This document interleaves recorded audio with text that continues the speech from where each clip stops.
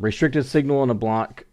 Spencer, my instructor at school, he made it very easy to understand. He pretty much said when you come in on the restricted, it stays restricted. It's going to be restricted, and it's restricted all the way to the end until you actually hit the signal. The front end of your locomotive actually breaks that beam on that signal. Then you can proceed to authorized speed, because there's things you have to be looking for within that block of being restricted. And what I mean by block is from signal to signal. In between two signals is considered a block. So in that block, if you come in on restricted, it's restricted. Restricted is restricted, is what he said. It's always going to be restricted. You can't take off. Even if you can see 10 miles down the track, clear as day, no rain, clouds, nothing. You can see there's nothing down there. You got a clear block. You're ready to go. It doesn't matter. You have to stay restricted until you break that signal. First strict requirement for Norfolk Southern, using the Norfolk Southern brake stick. So this must be different with the different carriers, because we got pretty much half and half, a little bit over.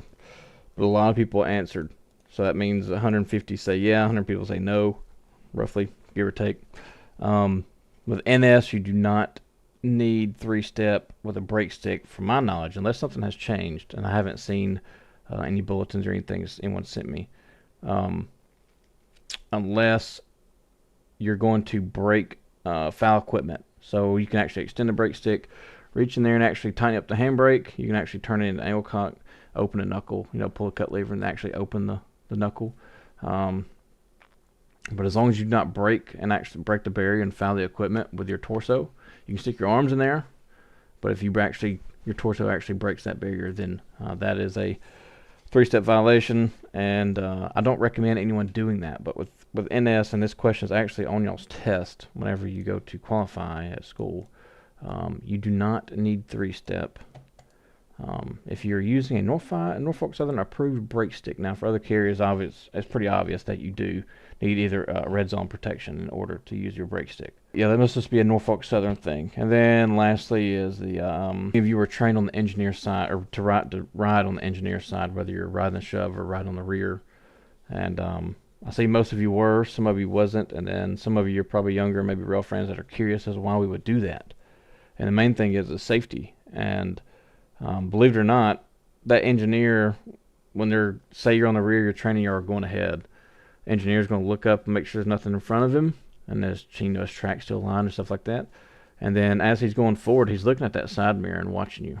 I promise you, he's watching you, or they're watching you. It could be he or she, both. It doesn't matter. They're watching you, and when you're back there riding. So you want to stay on their side.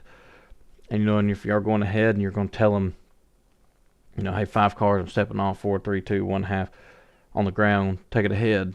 He can see that you're on the ground and you didn't fall, then he can go. Same thing for riding the shove. When he's riding the shove, he's already looking back there. He's not even looking forward. He's just going to look at you. He may turn his chair around and operate, and he's just sitting there watching you. If you were to fall or something like that, then he could stop, or they could stop. I keep saying he, but he or she could stop. And yeah, so it's all about safety, really. Safety, and not to mention it's going to ease the stress and the anxiety on the engineer's part. So he's going to be appreciative, or they're going to be appreciative, and just little things like that, I promise you, goes a long way.